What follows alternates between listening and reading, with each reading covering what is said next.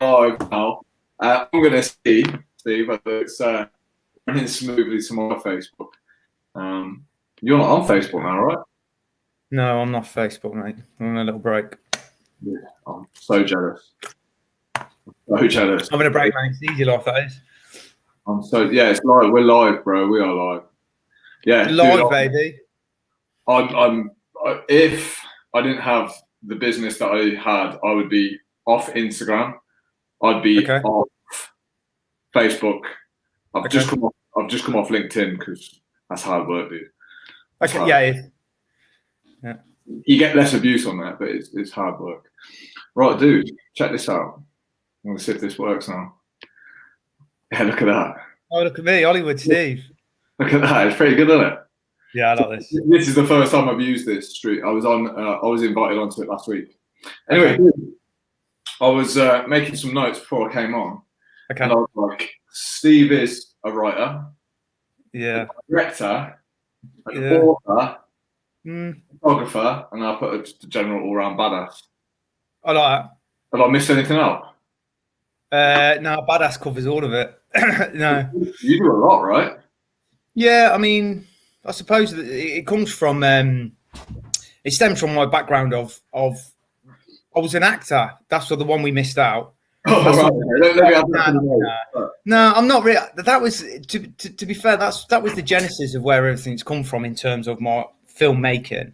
Initially, what I loved was acting, and I was a show off at school. I still am a bit of a show off, I suppose, but it was acting and being in front of the camera and on the stage, you know, and the school plays and that. I was always craving the limelight, but I don't know. As I grew up, I guess I still wanted to be in front of the camera, but and I wanted to be involved in films, but I didn't really understand filmmaking.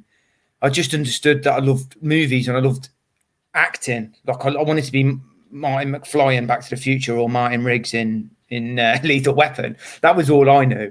And as I got older, I just fell in love with movies more and more and understand the movie making process. So I kind of you're great when the camera comes out. Whenever we've done, you know, that documentary we did. Whenever the camera came out, you were just like a pro. Yeah. Oh, cheers. Thank you. Well, yeah. I think I just went through a phase in my teens where I became really self-conscious, as you do, as a 13-year-old male. You get a bit like you see them now, don't you? I see it more now in kids. Don't talk to me, and then in 5 years they'll be, they'll have a bit more about them as a lad. But I just went through this phase and kind of wanted to then not be in front of the camera and not be in front of audiences. It made me really nervous, so I kind of fell behind the camera. But then when I came out of my shell a little bit more, then in my early 20s, I was like, I still kind of want to be an actor, but I didn't know any writers, I didn't know any directors, so I wanted to make films now. But I wasn't too bothered about being an actor. I wanted to explore filmmaking and storytelling more. So what happened was my first short film, I just did everything on it because I didn't know anyone. So the long answer to that first question is that's basically why I kind of ended up just kind of educating myself on as many elements of the filmmaking process. So one reason was to kind of explore it and see which side of it I like the most. Whether it be writing, directing, or editing, and then kind of just fell in love with all of them. And now even now, 20 years on or whatever from that first film, I kind of dabble in all of it. And then eventually, camera came along. Camera was actually last. Actual camera and lighting was actually last, which is kind of more of what I do, with you. And well, that's what I love about you, man. Like you do anything. So. I remember, you remember when you came down to the HQ at Mansplan, you did all the, you had all the lighting set up, you created all this crazy shit from you bought things from B&Q, and you're still curious about what you do, aren't you? You're still in love with the process, which is one of the reasons I still work with you now. I think it's 15 years on since we made the first Alex Ride shoot. Do you remember the first videos you used to do, bro? It was like prodigy music in the background, like Breathe or Firestarter. That's probably the first video you did. And it'd be basically just, a PT working out and you put some music to it. And I used to think it was the coolest fucking thing ever. They were involved now. Yeah, they were hardcore. I think basically my Prodigy was just my muse from even going back to when I was at college and I was 17. You've just reminded me of where that's all come from, and we had to create content for this like TV channel at college. So I was like, we need content, we need to film everything. So I even filmed me and my mates, five-a-side football team, put Ryan Connection and turned it into a documentary. And we were all characters in it, but every football match was edited to Prodigy. And I just think that their music is just so beautiful and energetic and kinetic to go with the, you know, high energy visuals that, you know, you might like, and the guys that I was doing videos with at Red Corner. I don't know how you get away with it now, though, because you can't. Obviously, back in the day, you could just lay down any track and but now it's everything gets muted and everything gets banned. But dude, you sent me a picture last week of you lifting some, I don't know what the fuck they were, some kind of big ass dumbbells. So, and you're looking pretty hench, man. So I'm guessing you're working out during this lockdown, right? Yeah, it's nearly been a year. So it's come in waves, and obviously back in March, when the first national lockdown came along, I was like, man, I need to do something to feed my creative juices and keep my sanity. I was also heavily grieving Jax, because Jax had just passed away. So I was like, well, I'll stay creative by somehow making some sort of content, some sort of films. But I also need to get fit because I was in really bad shape because I'd let myself slip. So kind of these two worlds crossed, and I ended up obviously getting physically and mentally getting my house in order, basically. And it was extremely cathartic. So just to skim the surface, and then we can go back through it properly. In this year, I've been super strict at the beginning, and it slipped a little bit. Then I got COVID in November, so then I couldn't train, and I was trying to not. I was having having a bit of alcohol just because I couldn't do anything. I was in self isolation as well for 2 weeks, so that was fucking with my head, and physically I couldn't train. So it kind of slipped a little bit then that was a knock-on effect then to Christmas. So, and then at the end of Christmas, once Christmas Day was out of the way, I was like, right, I've got to get sort this out now, tighten the reins. So yeah, back on it now. So I've got these dumbbells, man. Weights are they're extortionate at the minute. But what I have got is the old plastic, the crappy old plastic, like weights from the bench that I bought off my mate when I was 15. I've still got them. They're out together with masking tape. I've got 4.5s, and what I did was I just bought the bars with the handle and the bolts. And now I've got some dumbbells, and they're just right. They're like 11. They're 11s basically. So that's what, in answer, a long-winded answer to your question again, is I've got this month. I did dry January, so I ain't had any alcohol. My food's been brilliant. I've been doing some fasting again. We can go back through this a little bit more in depth, but that's kind of where I am. Yeah, these I'm getting back on it, bro. Yeah, this month's been great. It's interesting, like you say, about like the old school dumbbells and stuff. Dude, if you offered me the chance to train in a brand new like David Lloyd or Ballantyne's or whatever it is now versus the grotty little shed you've got at the bottom of your garden, I'd so much rather come and train in that. I'd love to buy. One of my goals is to buy just a 30-old warehouse. Yeah. Not do it up and just have the old-fashioned barbells, weights, tractor ties and so on. But dude, you were out of all the 12-week plans I've done, I'd say I gave you the hardest fucking ride out of anybody, right? Because we filmed it, didn't we? Like, we filmed, the pressure was on me, PT, and you as somebody who wasn't going to fail. And in that first session, you were hovering over a bucket and puked up into a bucket. Yeah. What's your, now that you look back on that, because it was brutal. It was brutal. Oh, yeah. Kind of the main, I've got some lessons from it. What would you say your main take home from that whole experience where we pushed you as hard as we could for 12 weeks. We got everything out of you. You regimented your food. very, very little booze, if not none. What was your main take home from it? I think it probably put about 10 years on my life, I think. Honestly, it changed. It was one of the best things I've ever done in my life. And I'm not just saying that because it changed my view on I'm a simple man of simple taste. I try and keep things as simple as possible in every aspect of my life. That goes for lockdown, that goes for my film career, that goes for everything, relationships with people. But they do tend to get complicated all by themselves, unfortunately. That's just life. Yeah. But with the 12-week plan, food and diet, okay? Food and diet and, food and training. So that was it. And I was so educated in terms of my food that it's become the foundation of pretty much everything I eat now.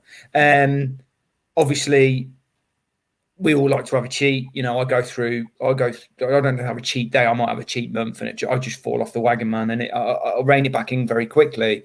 Yeah. But if I'm in a decent place like I am this month, the basic foundation of what my diet is now is what I was eating during that plan. And that goes for kind of my training as well. It's difficult to train at that level because you are a bastard in the nicest possible way. Yeah.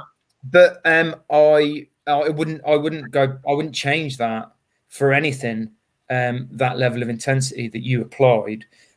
Because one, we knew that I was up for it, and you knew I was up for it, so it was okay.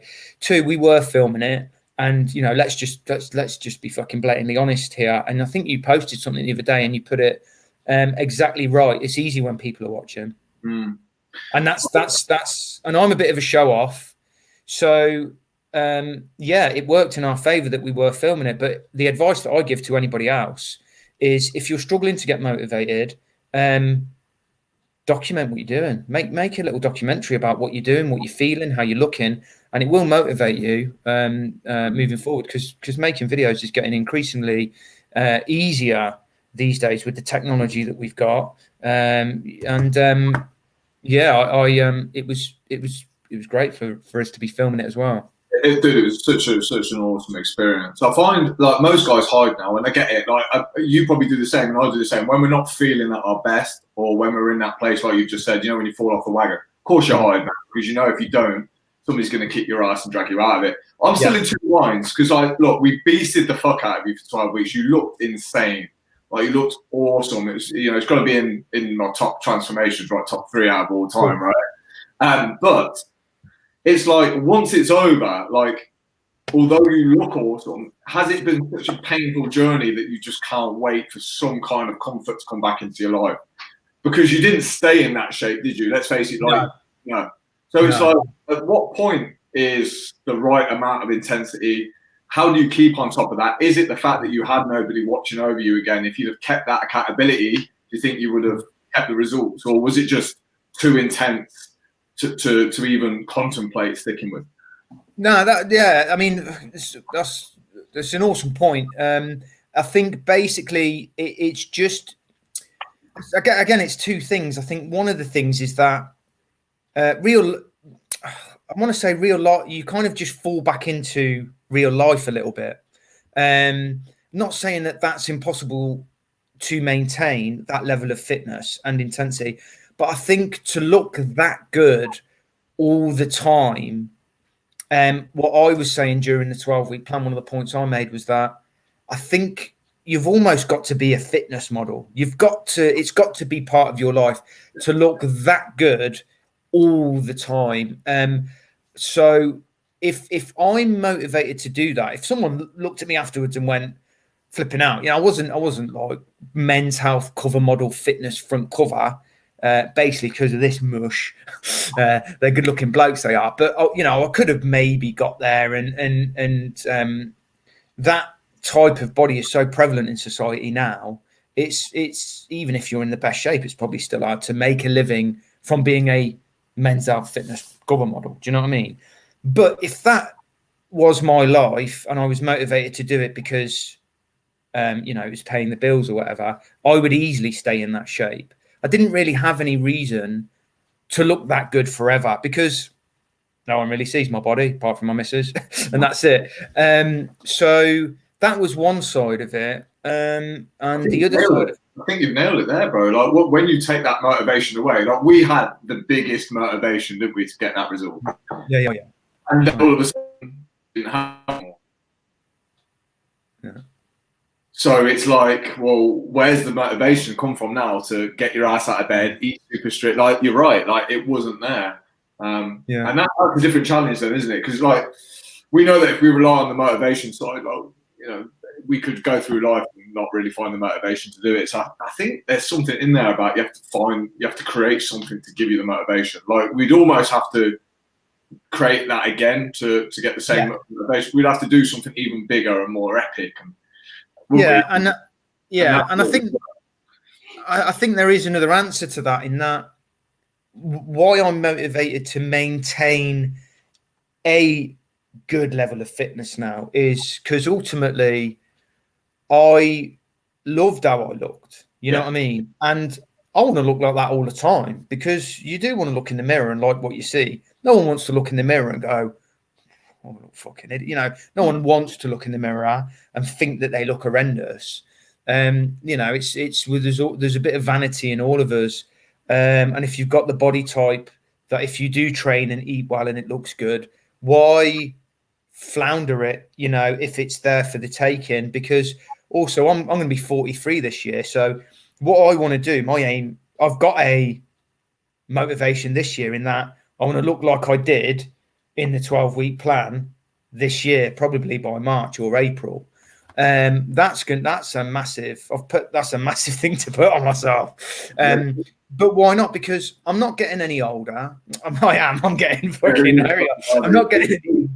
I wish I wasn't getting any older. You don't fucking look it, bro. I still think of you as like a fucking 30-year-old man. You said that. And the curiosity.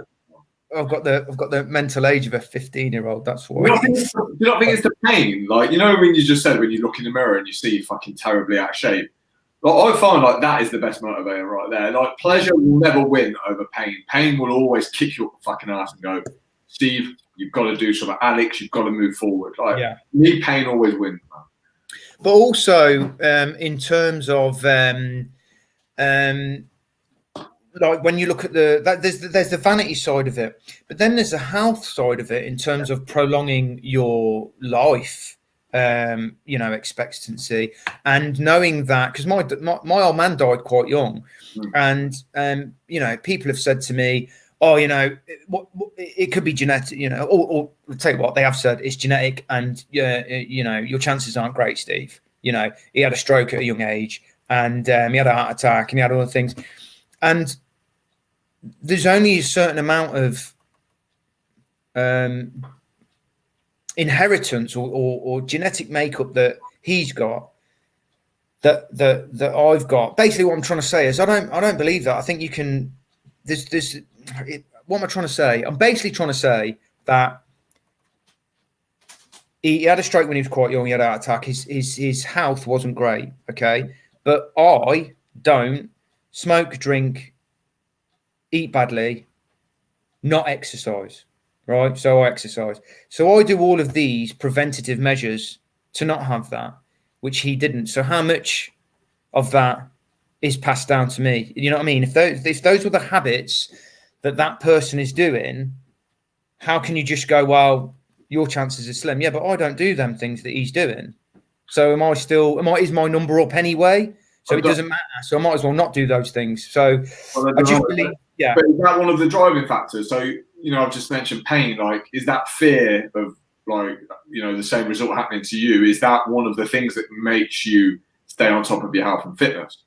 Yeah, absolutely. And also in the society that we're in now, in terms of how much awareness and focus there is not only on physical health but mental health, and how much more aware we are now of how big an influence a good diet is on our body. But going back to what you've just said, yeah, massively. I think that sits with you a little bit because you go, well, you want it. It's in us all, aren't we? We all want to live as long as we can. So if we can take those measures to maintain a long life, then we're going to do that. And that goes with, eating well and training hard. And then lovely knock-on effect of that is the vanity factor. You end up looking good as well. So, yeah, that's... It's weird though, because that attitude of like, I'm training for a longer life. Like, if you think about this, most people don't take care of themselves, right? Because I don't think most people see the future as real. So, like, when somebody has a heart attack and then all of a sudden they go, "Fuck, I better change what I do." Yeah. And some people will have to lose all their money before they start becoming good at it. I had to have a fucking mental breakdown before I took care of this kind of thing. And I think that's the point where most people change. They get so reality hits hard, it hits home so hard, which is a shitty way to learn. But it's the only thing that's ever really worked for me. And you think a lot of clients start with me when they're in pain. Like, they wouldn't come if they were feeling great. There'd be something that was nudging them forward that said, "We need to go and change this." So I think we all go through that process, don't we? But what's the annoying thing is, when we go back and forward, so we get in great shape, feels good, take our foot off the gas, we suddenly look in the mirror and we're out of condition and we go, "Fuck." Yeah. Again. So it's always that pain and that reminder. Yeah. And I think you just get a little bit better at handling that, so you don't go as far back as you used to. You get these little kicks. It's a little bit what you've done and what I've done with our physiques. We both flux a little bit, don't we? Yeah. I think. Sorry, mate. I think the thing is, as well, is like what you mentioned there. Because obviously, I didn't want to. Oh, use that. That's loving that. Use that. A little comment there. I thought you'd like that. Happy days. Happy days. Who's Hollywood? Stop distracting me because I'm a what's the word? I'm an attention seeker. So any compliments, I'll just be getting all distracted. And I like the beard, by the way, bro. Say again. I like the beard, by the way. Yeah, it's not much of a beard. This took me like 16 years to grow. I know, yeah. Well, look, it's the lockdown look now, isn't it? You go beard and buzz now, number one, and you just let that go. Dude, I would give anything to get my hair back. It's all falling out anyway. Who cares? Anyway, dude, it's that pain point, man. Like, how do you think we get out of that point where we have to fuck ourselves up so bad that we change? Like, how do we reward that?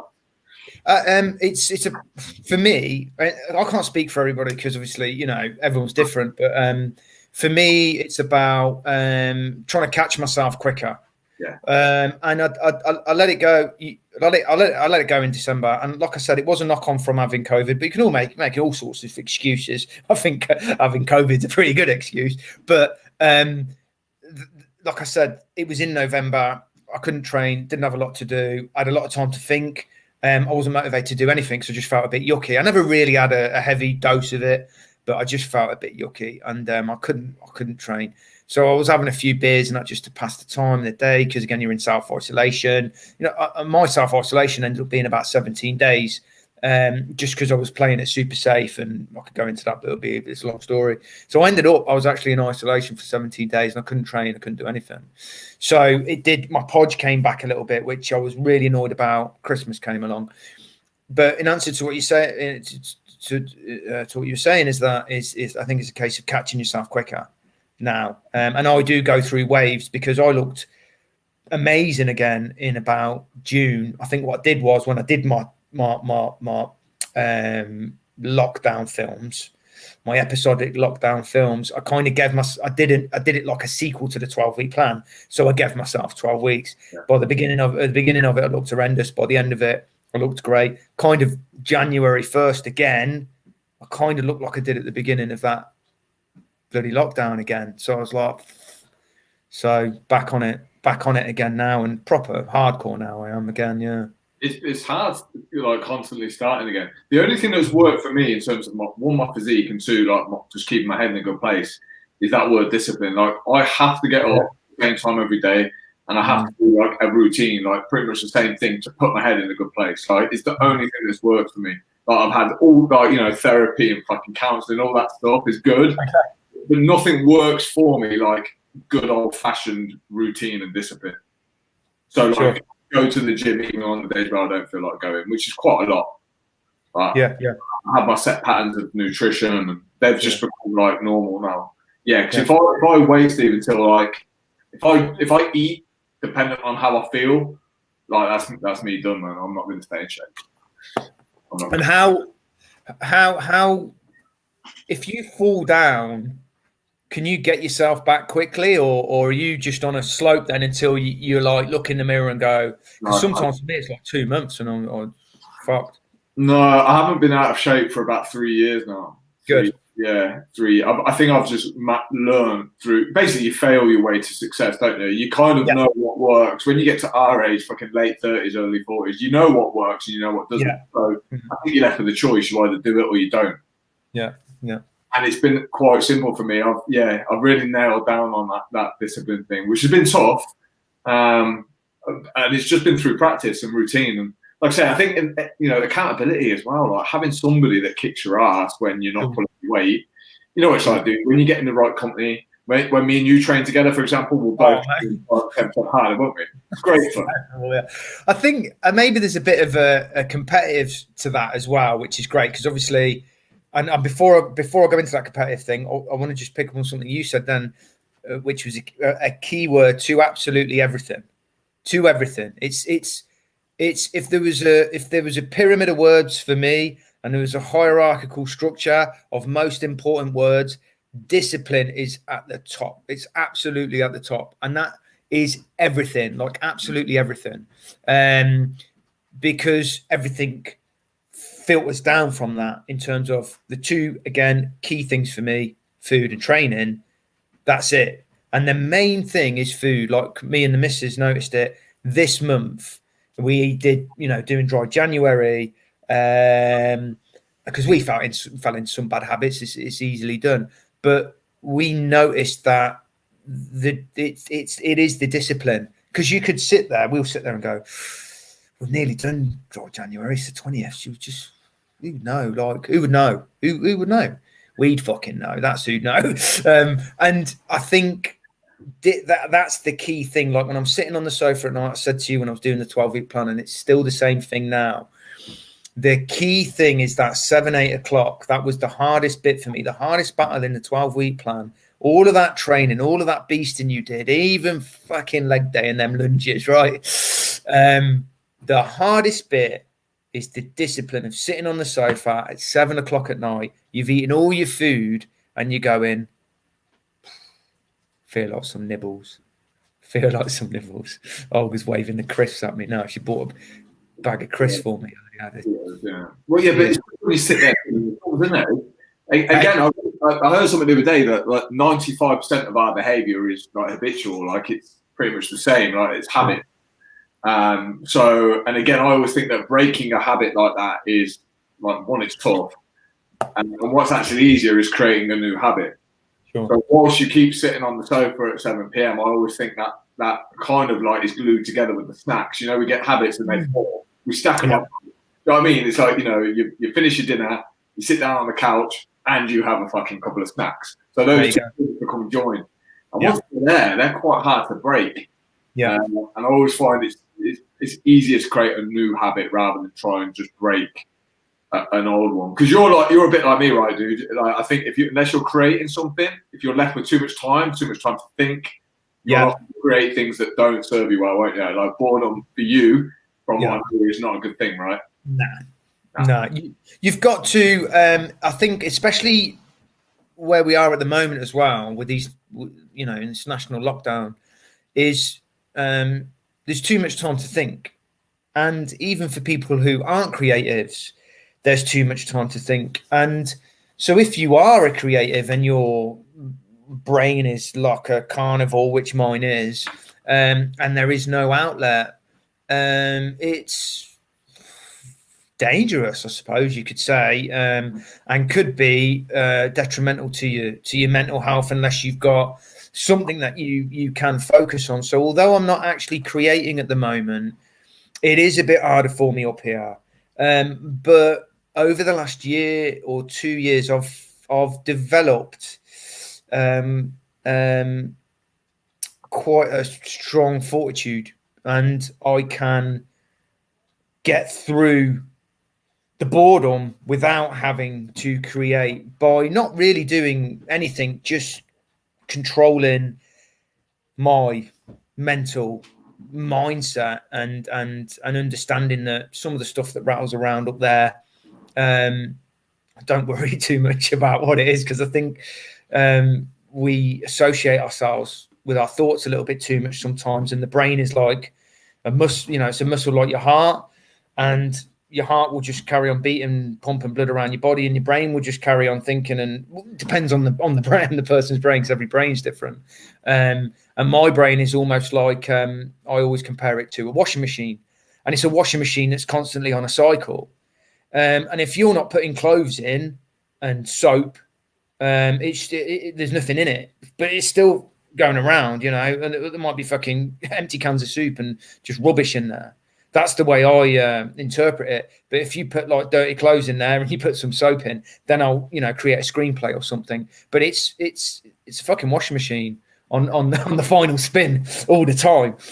Because you obviously you come up with some like Vendetta, for example, with old Danny. There was a lot of killing, a lot of for people watching who don't know. Steve, did you write and direct? Yeah, wrote and directed Vendetta.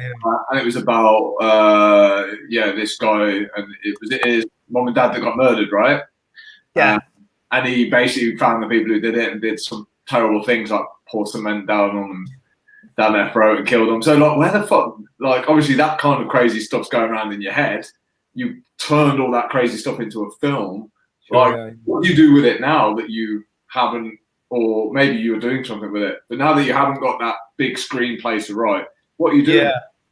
Well, I act it out now. So all the neighbours on my street, they're all fucked, right? Because I've been around their house and I've run out of cement now. But I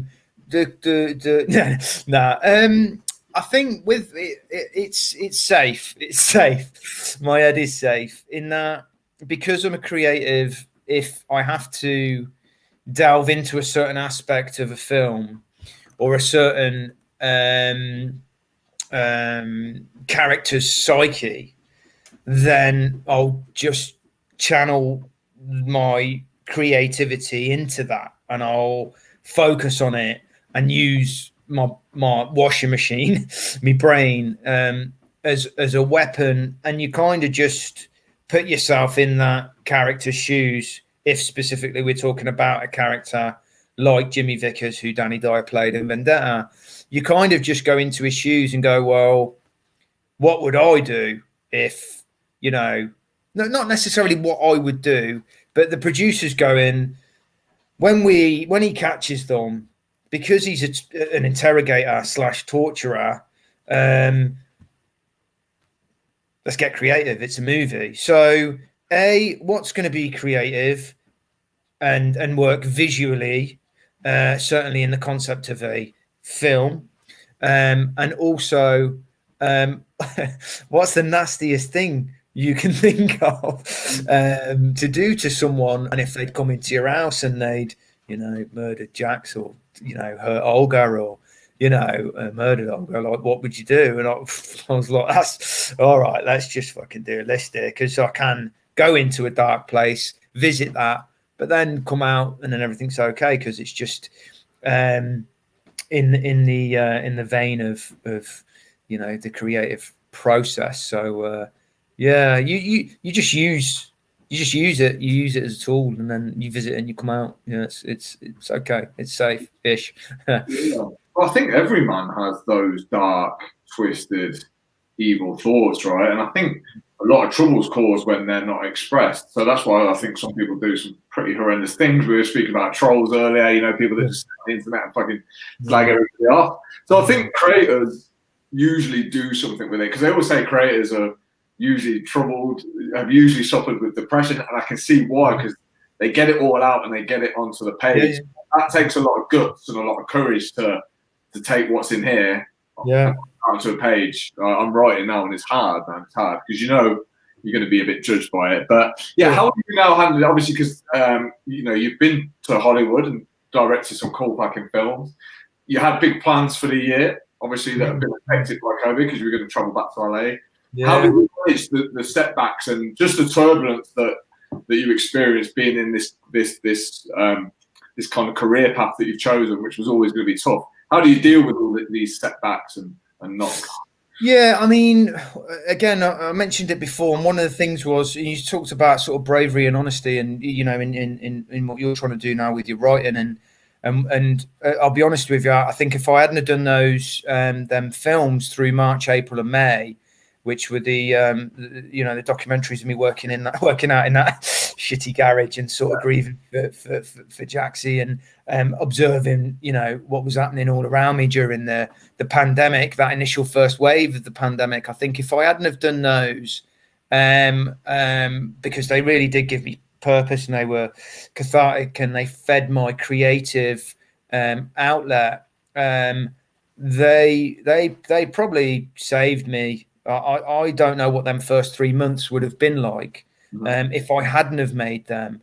And you know, everyone that came along with me and watched those really were along for the journey. And in the end, it was a pretty beautiful journey. And you know, the people that experienced that with me, it was something else. So that sort of got me through the first 3 months, but obviously then, you know, we've been in it for nearly a year. So I've spent a lot of time revisiting. I haven't kind of stopped, because a lot of what I was trying to do after my last movie, which was like 6 years ago, is essentially sitting at a computer researching companies, getting on Skypes with them. Poor old Skype. What happened to him? Zoom calls now. Hey, poor Skype just got elbowed during the COVID, didn't it? It's like, out you go, Skype. Here's Zoom. Hang on a minute. Skype's like, oi, what's going on? Who's this new bloke on the block? Zoom elbowed Skype. Anyway, so Zoom calls with them, and that kind of continued. So I managed to get a manager out in LA about a year or two ago, and we have both been just constantly still trying to tap people up, still trying to get the scripts out there. I wrote another 4 screenplays that I'd been trying to write for about a year or two, and then sat down, and now I've got like 16 good to go screenplays that me and my manager, we're not focusing on all of them because it's just too much. So we've got like 4 or 5 that we're going, right, let's target that production company, let's do that, let's research these guys, let's get you on a Skype with them. Because that's still happening, although production has slowed down. You know, it's not going to grind to a complete halt.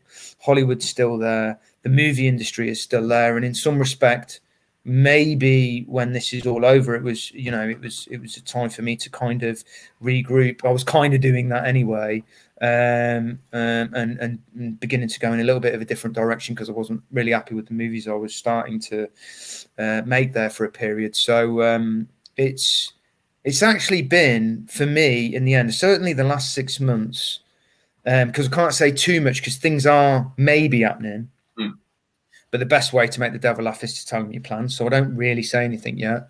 It's been probably one of the most progressive and hopeful 6 months, oddly. But we'll see. But I've just kept going. This sort of from November, it was all getting a bit slower and that, and grinding to a halt. So I haven't really had anything to do. It's been a real test on my mental health, certainly. But I haven't. You know, I'm still going. There's not been any major issues. Yeah, I was going to ask you about that because you started in a warehouse, Toys R Us warehouse. Remember that being? I think Toys R Us was under now and dead and gone. But I mean, what a journey, man! You've gone from I think, was it a forklift that you used to drive? Yeah, forklift truck, a little red forklift truck. What a story! And then I think like you obviously, you know, you got your lucky break, didn't you, in Hollywood? And then obviously I think things got tough for you then, because it probably, you know, in your head, you know, you thought this is it. This is like the massive break. And in a business like yours, you're always going to get those kicks and those setbacks. Do you ever consider like not chasing the same dream? Because I asked my author friend, because she struggled for years and had her break. Sure. I said, like, when is the right time to chase something else or do something else? Do you know the answer to that, or are you saying, until I die, I'm going to keep trying to make films, or I'm going to keep making films?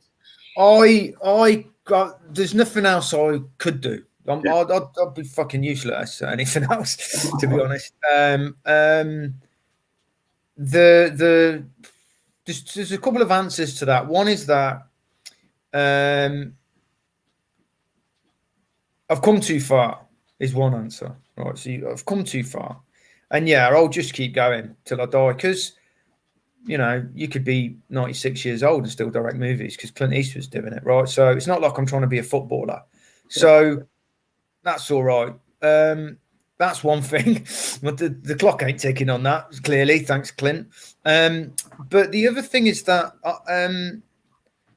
I kind of went through something about a year ago where it really wasn't happening. Like it wasn't happening just before Vendetta. It kind of wasn't happening. Vendetta came along, and then when I finished Vendetta, it'll ground to a halt as well. So I don't seem to have. Where's my hand? I don't seem to have this. Yeah, I have this, and then I have that, and then I have that. Yeah. And then this was Hollywood. Right, let's go back here. Right, and then well, now that's making fucking The Dark Knight Rises. I was kind of here making them movies, $2.5 million. And then like, there you go, 2015. And then it's fucking down there somewhere. Kind of a hero's journey, isn't it, bro? It's kind of like rise and fall and rise. Yeah, it's a bit of success, then a bit of pain, then a bit of success, a bit of pain. And yeah, I think that's pretty much life now. I think when you accept that, like, I haven't spoke to you I haven't seen you for a while. I haven't seen anyone for a while. But you seem more relaxed. You seem in a good place. Yeah. I don't know whether that just comes with experience or what. And I think I'm similar to that now, where I don't know if you've labelled success. Like, 'cause it's weird, isn't it? Success is so subjective. Like, I see you as a huge success. Yeah. Whether you see yourself as that is not yet different. Yeah, exactly. So, like, what is it like? Do we know what success looks like? Because I find if we don't, we're never going to hit it. Sure. And I'm like, you know, have we reached success? Like, are we successful? We just don't know it. Yeah, I think in other people's eyes, like I speak to other people, and it's like they're talking to fucking Quentin Tarantino, and they're like, you've gone over, you did like WWE movies, and like, you know, and you've been to LA and Vancouver, and like you've met all these people, and I'm like, yeah, but like, it's all relative, really. Like I haven't really. It's fucking Hollywood Steve. Yeah, I know. Yeah. How many people go to Hollywood and make a movie, dude? Well, fucking lots, really. But I know, not from my background. No. What would be successful for you? Like, what would have to happen for you to go, I've made it, I'm a success? I think essentially to just be telling this, like I said, I'm sitting on sort of at the minute. We just quantified it, basically, me and my manager, and there's 16 sort of good to go screenplays there that I love, and they're my stories. And I think to be able to be making a living from telling those stories and making the films that are stories that you fell in love with, that have come from your own mind, that you can see on the big screen, and sharing those with an audience and making a career out of that, which is actually very hard. Yeah. That is the end goal for me. And then being able to provide and live in a log cabin with my big black truck that we talked about. Yeah, that's the personal side of it. And you've got your 1970 Plymouth Cuda convertible, which is an old dream car, muscle car of mine. But you know, there is an end, and it's not like I want to be making fucking Batman movies like Chris Nolan, shooting it on IMAX with, $400 million budget movies. That's where I want to be.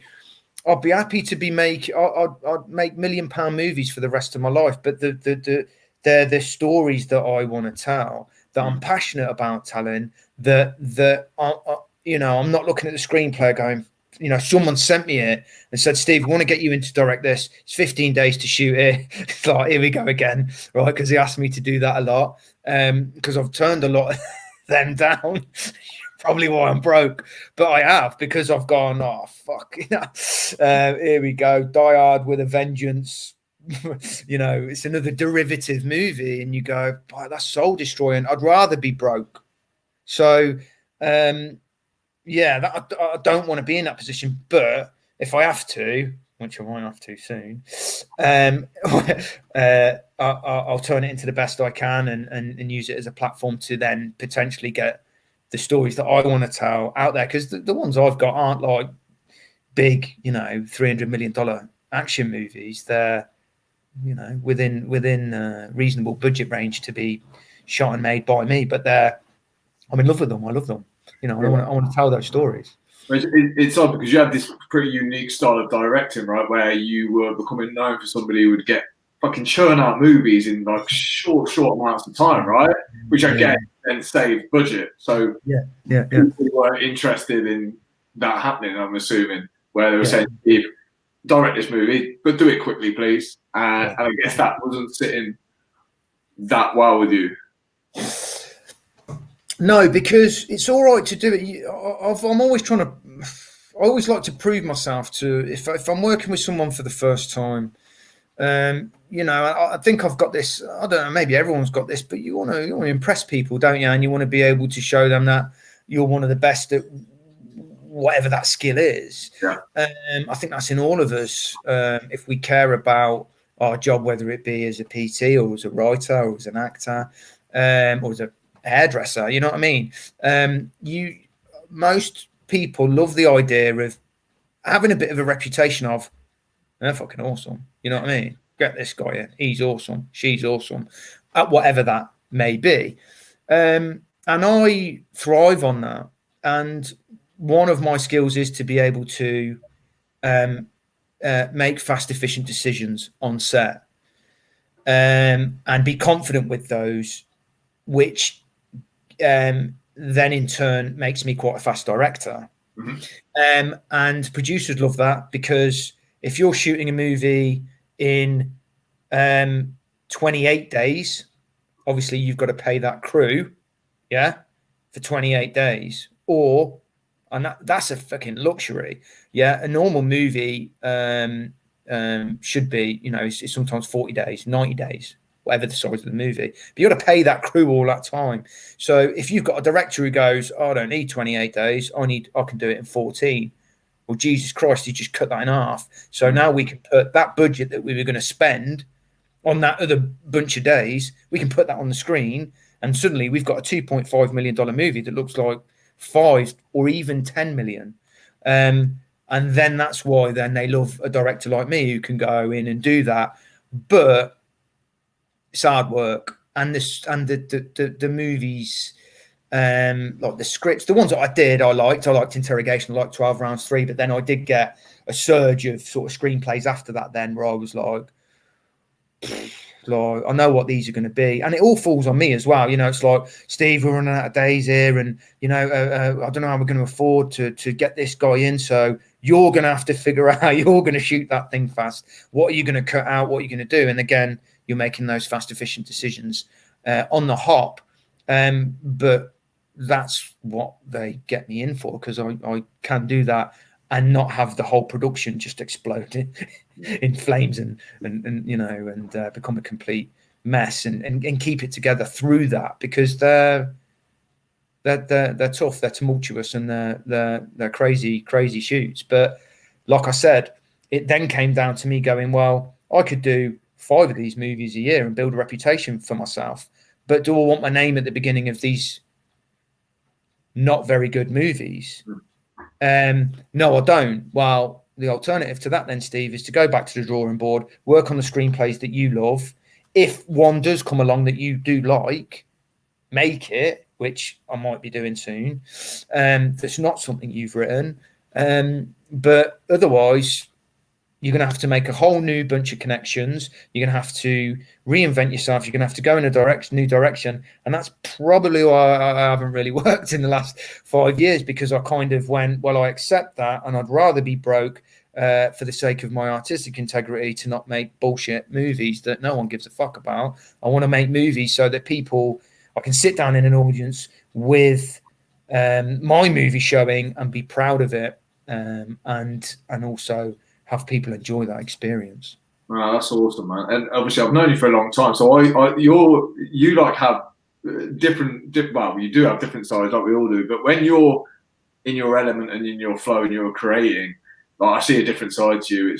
It's just like you just go to work, like, you know, it's just fucking natural. And there'll be a lot of guys watching who wish they could probably discover that. You know, that thing that lights you up. Sure.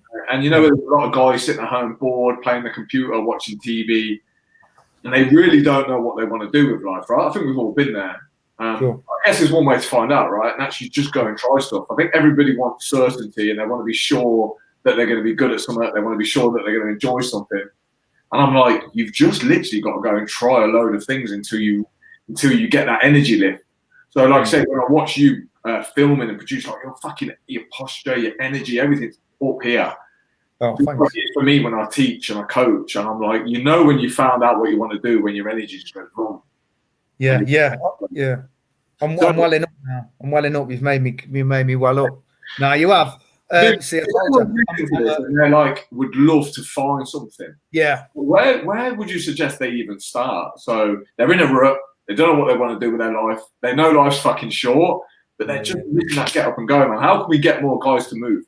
Yeah, it's hard. I think me and my wife have had that conversation before, and she said, and it was a bit of a wake up call for me. She said, "You don't realise how lucky you are," and I was like, "Why?" Because I'm fucking dashingly handsome. And she said, "No, you're hideous as fuck." But she said, because you've got that purpose. There's that thing that you want to do, right? I haven't got that. Like, I don't know, you know, really. What I want to do in the way that you do.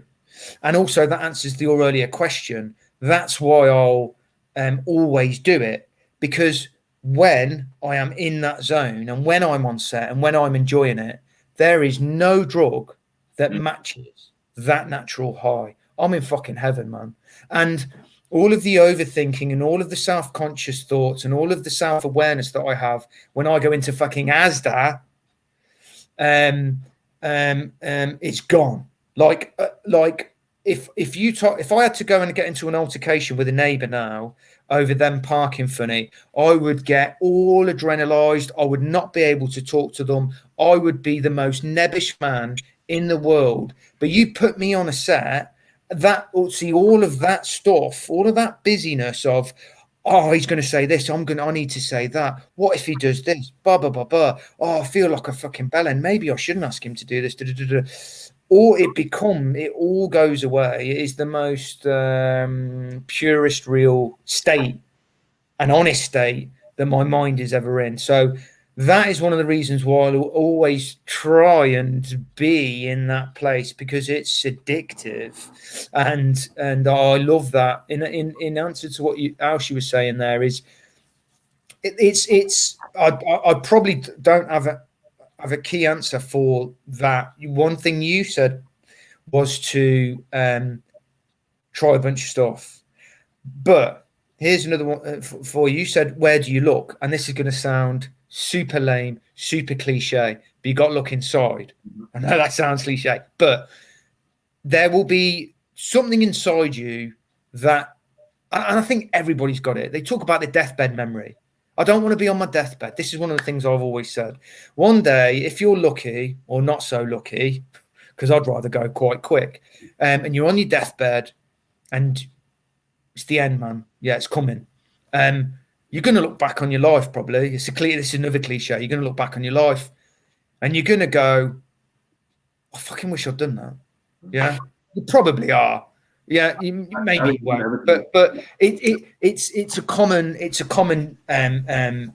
scenario that we hear. Oh, I'm too young to die. I haven't done this yet. I haven't done that yet. That's where your answer is, I suppose, because you're already sitting there going, and there's the amount of conversations I'll have with guys. I wish I'd have, you know what? I wish I'd have fucking done this. And you'll hear it, and then you kind of don't dwell on it. I try not to judge people. I don't sit there and go, well, "You fucking should have done it." Then you waste his space. I don't. But there's the answer. You probably, it's probably in there already, and it's probably niggling you, and you've probably not done it. And it's not that easy to just go. Like I was terrified of being nothing. That's what my fear came from. Going, I don't want to have an ordinary job. I don't want to live a normal life. I want something more. And I had this at like 7 years old. Mum, what's life all about? What do I do when I finish school? Well, you go and get a job. Oh, that sounds boring. And I want to make movies. I want to be an actor. I want to go to Hollywood. And that always seemed very appealing for me. Even until I was old enough to go, come on, mate, chill out now, grow up. Yeah, get a normal job. That's never happened to me. I've just got that quite adolescent mentality, I suppose, of being a teenage dreamer, and it never went away. Did you get crucified for that now, though? Can you imagine saying that at 18 to your parents, I want to be a movie director? They'd be like, get fucking real, or you ain't going. You imagine saying to people, I'm going, I want to go to Hollywood and direct a film at 15, 16. Like, there'd be very, very few people that would go, Steve, good for you, man. Like, if you work hard enough, you never know, that might happen. But it's interesting what you say about like this looking inside thing. I think it's hard for a lot of guys to do that because they're always under the influence of either alcohol or shit food or mind-numbing TV. So they never really get the opportunity to do that because it's quite scary. So I think we always look for distraction. So some people, again, not judgmental, because I've done it and I've been there and I still fall fault to this, but you can waste a week, a month, a year, 3 years on social media just scrolling, being fucking completely like unaware of like actually what you want to do. And like you say, I think it's that fear point again of I'm going to die one day and I'm going to look back. And again, for me, it's you've just reinforced that thing. It is that fear, that pain. Like, I'm like you, I'm terrified of getting to the end and not doing something just fucking either crazy or brilliant. I'd rather go down in flames, kind of thing. Yeah. Why not? Why not? But it's interesting. Like, I know the wife said that you're really lucky to know what you wanted to do, but you did start in a warehouse in Toys R Us. Yeah. So it wasn't always. It hasn't been this smooth journey for you, right? So what happened when? Like, how the fuck do you go from driving a forklift truck in Toys R Us in Coventry, clearly not loving life, to being a film writer? That's some jump, bro. Stubbornness. Fucking blatant stubbornness. Stubbornness is bad, aren't we?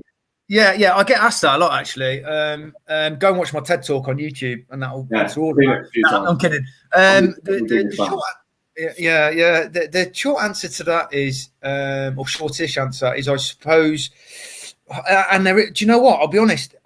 I've never had a definitive answer to this. I think it's just that the older I got, the more I experienced life, in its normality, and the more I hated it, and the more that I wanted to do something different, like make movies. And I was so passionate, and I still am passionate, but in a different way. I was so passionate about and how excited, like I loved movies. I loved the escapism of movies growing up in Coventry, which is quite a very drab, grey, post-industrial town, which was very boring. I was bored as a child, and I loved the feeling of the escapism into movies, that you would just put on this visual story. Like, let's take Aliens, for example. Oh my God, 1987 I watched that. It came out in 86, but by the time we got it on video, that was just a window into that world. And for that hour and a half, 2 hours or whatever, I was hypnotized, mesmerized. I was just taken. It was like a ride. It was like a ride. And I remember when I finished, I just let out a big breath and I went, oh, what the fuck was that? Like, what was that? Not only what was that, what was I feeling? I was like, fucking Bishop's flying the dropship out with Newton Sigourney Weaver on it, and his life's in their hands, and you're just like fucking rooting for these characters. And I'm like, and then as that progressed, as I got older, you know, I was like, I want to do that to people. You know, and the more movies that I would watch that were kinetic and energetic and had you really rooting for the heroes to succeed in a goal. Like I remember watching the end chase of Bad Boys as well. Man, that was the movie that I came out afterwards and I went, I don't know what the fuck just happened on that runway between that Porsche and that Cobra, but what I'm feeling, right? That like drive that those guys were feeling to get that antagonist and get that drug dealer. I was like, I want to do that to people. I want people to watch my movies and I want to give them that feeling from watching my films. So I think I was always hungry for that. Again, it becomes addictive. And the more movies I watched, the more that I would feel like that. And it was almost watching a movie for me at one point was probably like snorting a line of cocaine for someone else. And it does become addictive. And you go, oh, but I want to be the drug. I want to be the drug for other people. And I want them to feel like that when they're watching my movies. There's nothing more exciting than that. And I just guess that when I would then put into paper for the first time during my GCSEs, which I should have been revising for, but I was writing stories instead, that then there was a part of that, even though no one read those stories, part of that was beautiful.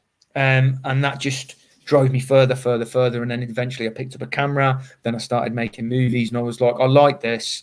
You get little glimmers of success, little positive moments of feedback, drives you further on. And before you know it, then you're going, I reckon I got a fucking shot at this. And just having that self-belief to see it through. You know, I think that's exactly like I think a lot of guys will experience that feeling of, oh, I really enjoy this, but there's no second step or third step. So like you say, you just kind of progressively always like, oh, I love this, I'm going to watch more movies, or I'm going to pick up a camera. And it's what I call being curious, like, because again, like, as a kid, like that's what we do, isn't it? As kids, we're curious, right? We pull fucking legs off spiders and we hit things and we fucking do what we shouldn't do because we're curious. Yeah, and then in school, we're told, no, actually, you've got, here's these rules to follow. Just sounds like you never abided by those rules, and you went off and you kind of, I guess, like kept being curious and doing your thing. And I think it's hard to do that now. Like curiosity is taken away from people. We're expected to behave a certain way. I mean, look at the world now, dude. We're locked up. Like it's hard to be curious, you know. I think that's a dangerous thing to lose from that, being curious.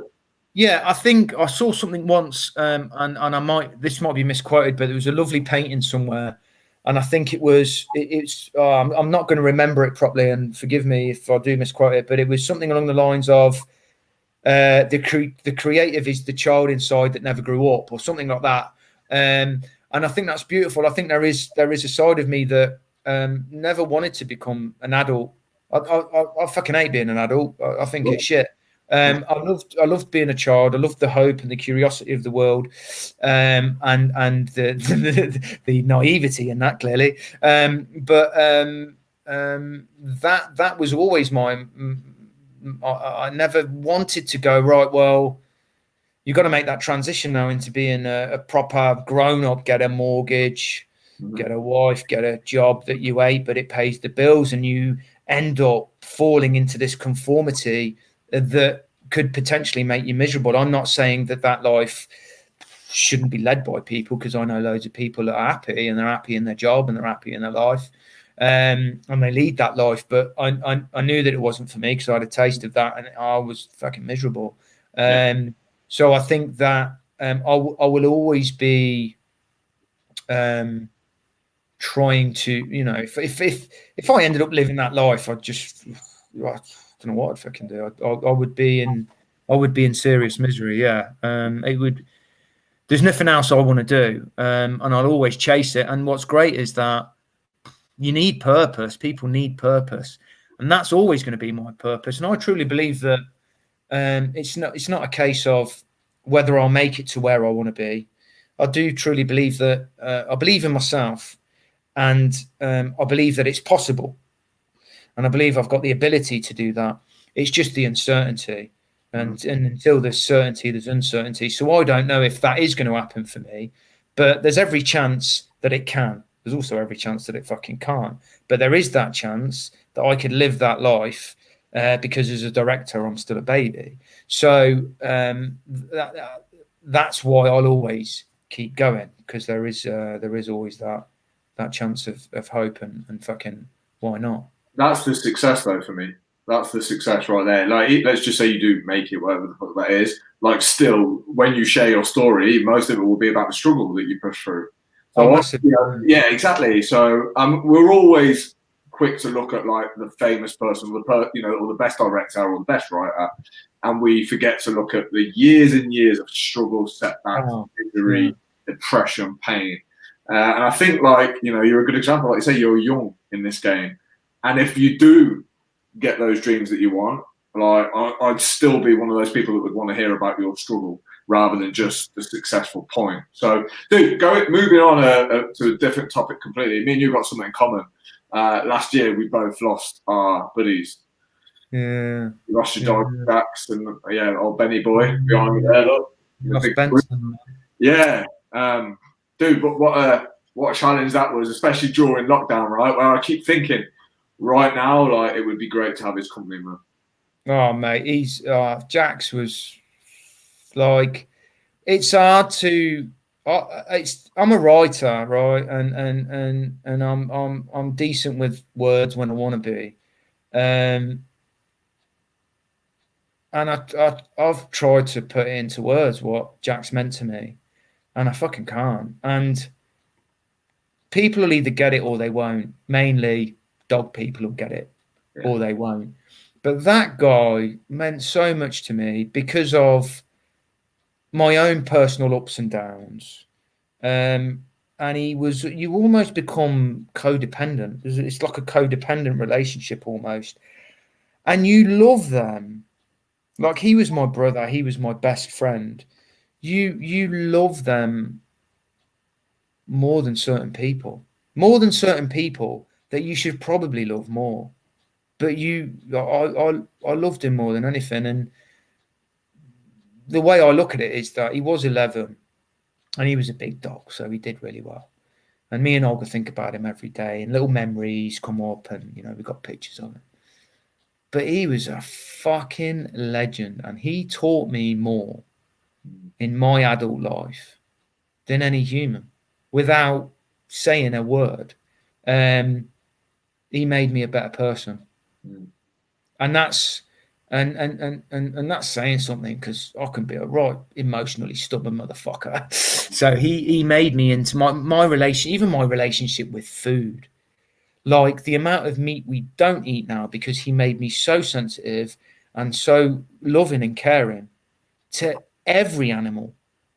Like, before Jax came along, if a bee came in my house, or a fly, not so much a bee because we need them, but a fly or a wasp, like, even a spider, I'd be like, I'd murder him straight away. Even now, I'm like, get that, don't fucking murder that guy. Don't know, he's pissing you off. Put him out the window. Oh, poor dude. And he changed everything in terms of my relationship, then, even with food and eating less meat, because I'd start seeing like pigs in the factory and the cows and that, and I'd be like, oh, that poor fuck. He'd really, like, in a good way. He made me. He just made me a better man, and I miss him every day. And what a beautiful creature, man. I know, man. You two were tight. It was one of the reasons why I bought Benson, because I used to see like what you guys had, and I kind of like, I was always going to get a dog regardless, but I kind of wanted that. But then Benson weren't having any of it when he first came to the house. You go in and cook him, he'd get up and move. It was quite upsetting, actually. Eventually, like, he was the opposite. He was so needy, and he'd come across and he'd slap me with the paws and say, "Daddy, it's time for a cuddle," you know. But yeah, dude, it's weird though, because I know you and Jax were closer, like, you know, and that's not a competition thing. It's just I had a bit more resentment to Benson because I loved him to bits, but still, like, there was times where I was like, I wish I didn't have this fucking dog. You know what I mean? So, you know, I'd have to get back. I was living on my own. Sure. You know what I mean? It was expensive, how, and all the things you know as a dog owner. Yeah. But you kind of, when they're not around, you kind of look back and think, fuck. I think. Do you know what I mean? Could I have been a bit better to him? Could I have made his life better? I mean, he had a great life, but you miss your dog, right? You miss your pal. Simple. I miss his company, and I miss his energy, and I miss his cuddles, and you know, you get into that habit where when you wake up in the morning, you know, in the routine, even now, like you come down the stairs and let him out, and you're like, fuck, and it's shit, but. You know, when he first passed, you know, it was hard to look at a picture of him and stuff like that. It was really tough. But I noticed me and Olga now, when we look at pictures of him and if something pops up on a Facebook memory, I'm not on Facebook anymore. Olga's on Facebook and they do the memories. That's one of the things I loved about Facebook was the memories. And usually it'd be a picture of Jax, which was beautiful. You know, we look at a picture will pop up now and it makes our day. Like it actually makes our day now, and we'll see the image. And it's not a case of you know, you could go into a place where you go, stop showing me photos of him. You're fucking ruining me now. We've now got to a place when, and we haven't tried to get there. It's just happened naturally. And it's like, we'll look at the picture and go, and we'll smile and we'll remember a funny memory about him and just remember the great life that he had, because we both made a pact that we would love him like it was his last day every day. So that then when that day came, when he wasn't with us, there was no regrets. And we had no regrets. He had the best life ever. But, the memories now that pop up, we just sit back and go, he was a legend, man. He was special, beautiful. Yeah, attention grabbing dog. I've been looking at. Well, I'm not going to get one, but I've been looking at dogs. Like I've been looking at St. Bernard. Oh yeah, St. Bernard. Yeah, cracking Beethoven dog. Yeah, because when I get this log cabin / farmhouse thing, I'm going to get a few. The ranch. We talked about the ranch, right? I thought. Here's me being an idiot thinking you just go and buy a piece of land and build a fucking log cabin on it. It's not that easy. I told you, I said like so. So about 10 years ago, I looked into it. They don't want it to be easy for you, because I think, you know, like I said to you, I didn't know if it was conspiracy theory, and I was just throwing it out there. But I remember back when I was doing it, someone said to me, you know, governments don't really want people, they want to make it difficult for you because they want to keep you in the cities, and that it's like a control conspiracy theory thing. I'm not into those. I was like, fuck off. But I think they make it inherently difficult for you to do that, so that people aren't, you know, out there on just making up, just fucking filtering out the cities and just making houses wherever they want. So the lockdown. There's how many conspiracy theories out there now? Like you could like, there's so many conspiracy theories out there. However, do you know who Bob Lazar is? Or of course, I think he used to work at Area 51 or something. He's like He's full on aliens. Yeah. One of the biggest mistakes I made was listening to. There was another guy called Travis as well on the Joe Rogan podcast. The worst thing I did was listen to that because I couldn't sleep for 2 nights. I'd sleep a lot. I'm getting so into cosmology and astrophysics. Yeah, okay. I'm starting to believe that, Alex, like the idea and the possibility of other life forms is not stupid. It's very, very possible. Yeah. And it's freaking me out. They reckon this is why people don't look at it, because it's like, if we knew the truth, like if we actually knew the truth, humans probably couldn't handle it. Well, look, the thing is, I think to not be open-minded to that is massively arrogant and ignorant, to think that humans are the only intelligent life form in an infinite universe. I'll say that again, an infinite universe. So we haven't. Do you know how much of the universe we've explored? 4%. Yeah. But if someone will argue the fuck out of you, because there are people out there that will literally go, that is it. We're the only intelligent life form in the world, in the universe, right? But we've only explored 4% of it. We've never been to the edges of it. So as far as we know, it's infinite. And we've explored how many planets? But people will be adamant. No, it's just us. How can you at least not be open-minded to the fact that it's possible? I think that's the best attitude, to be open with it. But I'm getting really into Brian Cox, Neil deGrasse Tyson, and I'm really. It's interesting, and this is going to make me sound like I'm having some kind of breakdown. You spoke about the inner work and stuff.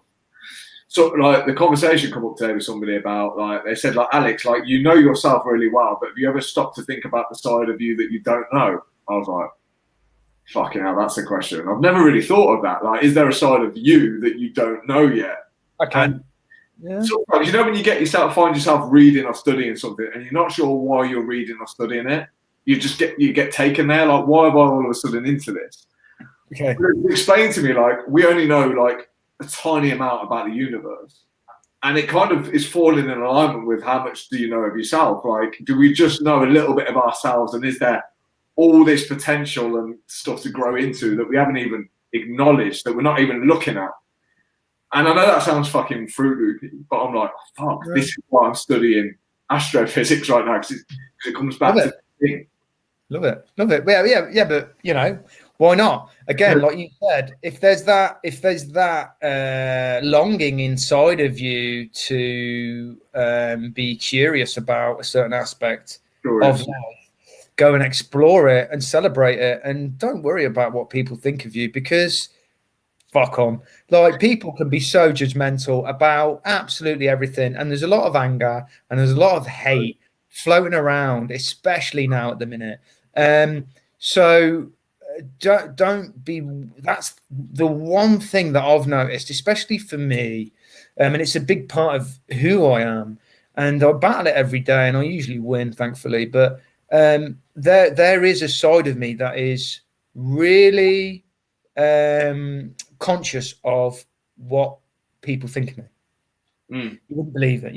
And then the people I've said that to, even my wife's like, what? Not so much. It's kind of there, but it doesn't affect what I do and the decisions I make. I just see it rear up, and it comes from just not really having a lot of self-confidence, maybe as a kid, because I wasn't very confident as a child. I wasn't like bullied at school or anything, but I noticed the majority of the children, I felt they had more confidence than me, even though I didn't really know what that was. When I look back on it, I understand it, but I fucking wouldn't know how to spell confidence when I was a kid. And there wasn't really a focus on that, like make sure that you're doing this and you've got a bit of confidence about you and walk tall, and that kind of came naturally as I grew up and got older. But I think, I was quite insecure and very nervous. Little things would make me dead nervous. I get dead nervous dead easily. But I think as I got older and I just started to not give a fuck a little bit more. There's a great book out there, isn't there? How Not to Give a Fuck. Which, not giving a fuck. A couple of my friends have read and said they've written. It's all right. I think we all care. I think it's just to the degree at which it affects us. So like that single-handedly changed my life, dude. When I stopped giving a fuck as much. Yeah. Then you just start to care about the people around you, don't you? That you love. Like, their opinion counts more than. Like, say, dude, like I showed you this earlier where, just getting abused online. What did this guy say? Tell me what he said. What?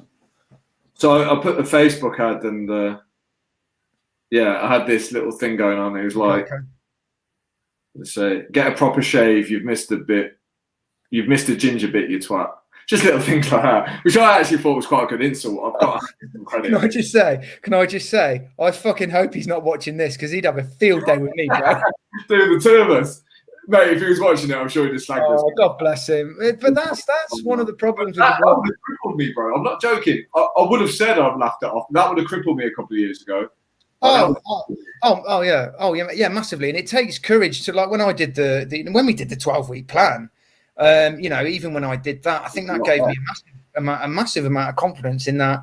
When I eventually sat back and watched it, I was like, I need to be careful here maybe about what I'm saying, because the feedback could be quite.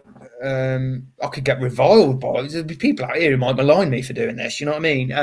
Because people will find a way to find fault in what you're doing if they're just nasty bastards, because there's a lot of them out there.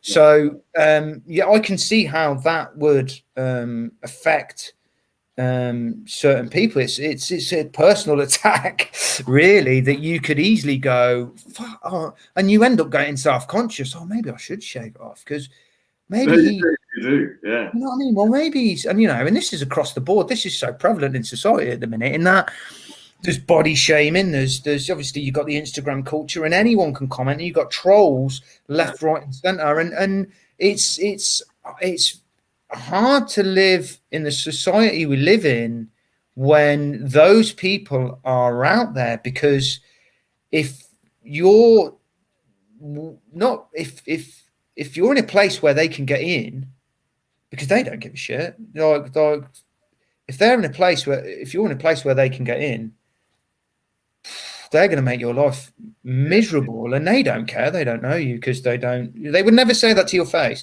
That guy would never say that to your face. They look pretty hard, to be honest, mate. I thought they're all these like English hooligans, like fucking profile pictures of like English warriors with English with shields and that. But dude, well, you're like, although it's personal, it's not personal. I mean, dude, how unhappy would you have to be with your own life, right, to waste your evening looking through Facebook and slagging off people you don't know?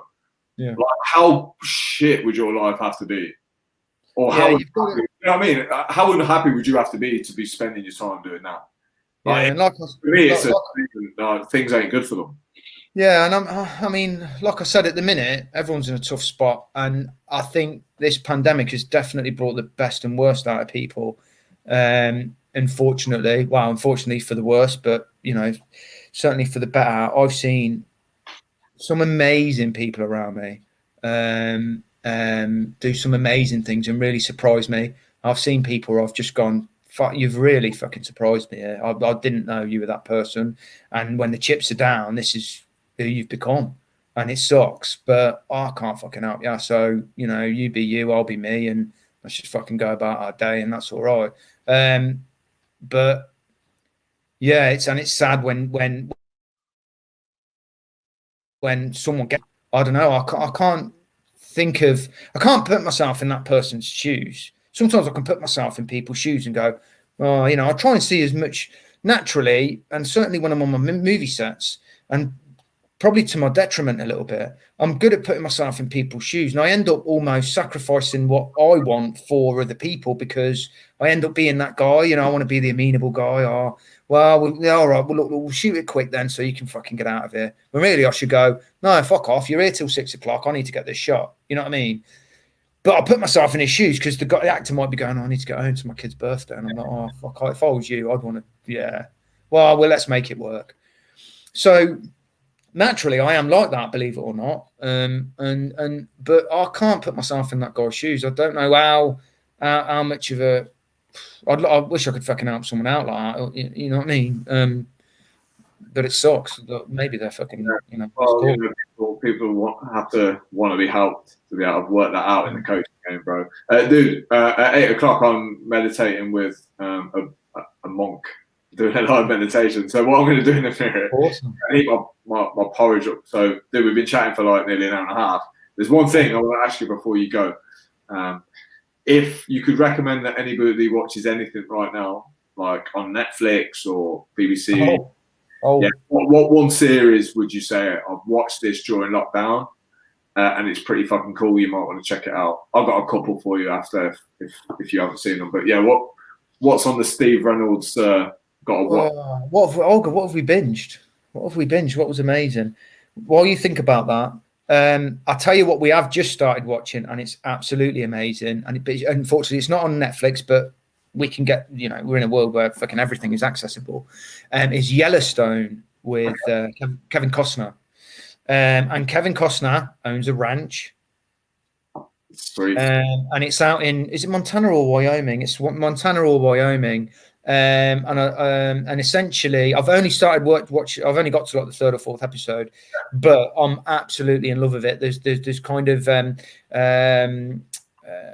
community clashes with the Native American Indians and their land. Kevin Costner's like this big rancher. It's almost like that kind of what do I want to? You know, fuck! I had it down the other day. Exactly what I'd got it. I'd nailed it. If I'd have pitched this, it would have sold the fucking TV rights. But basically, go and watch it. Go and watch Yellowstone. I'm in love with that.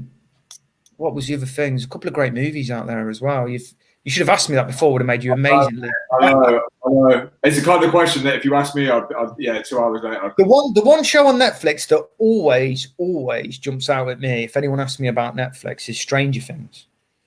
But I think most people have watched that now. But if you ain't seen Stranger Things, watch Stranger Things. If you can find Yellowstone, watch Yellowstone. Obviously, The Queen's Gambit was amazing. Yeah, that was easy to binge. Serpent at the minute. Say again? Everyone keeps talking about the Serpent at the minute. Oh no, I ain't heard of that. We'll have to. Apparently, I've been. Marcella's back. That started last night. That's dark, mate. What's that? Marcella, she's like this police investigator. It's awesome. Okay. Dude, yeah, if you do watch it, go back to series 1. It's really dark. Normal People, dark, brilliant. Okay. Just finished watching 4 Blocks on Amazon Prime. Arabic Gangsters in Berlin. Unbelievable, bro. Wow, sounds awesome. Okay. Dude, it's been an absolute pleasure. From a selfish reason as well, I just wanted to catch up with you and see how the fuck you were doing. But I'm sure the people that have been dropping in and out of this will have got some value from it as well. So, dude, thank you. I don't know if you want to say anything before I hit exit broadcast and go and get my porridge. No, man. Yeah, just in addition to that, for anyone that has been popping in and out, I hope it's good to connect, isn't it? Like that's why I made them videos during lockdown, and it felt like it was my way of communicating to people, and we don't get to see each other as much now. So if anyone has, checked in and seen it and got something out of it, then that makes me very happy. Dude, that was awesome what you made at the start. I watched every single episode, and personally, even like I've got quite a strong character now. I got a lot from it. It really helped me, and it helped me with my own training as well. So thank you, brother. I'm going to end this. Thank you so much, my man. It's been a pleasure. Fucking love you, dude. I'll see you in a bit. You too. Take care. Bye.